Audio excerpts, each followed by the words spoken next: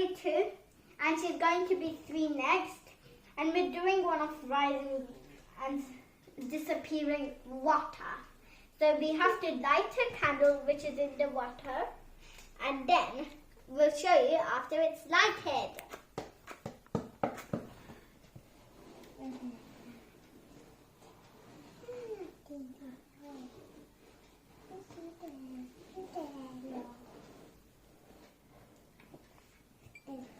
And now we wait for the flame to get much bigger, and then slowly start putting on the glass, and then something might happen.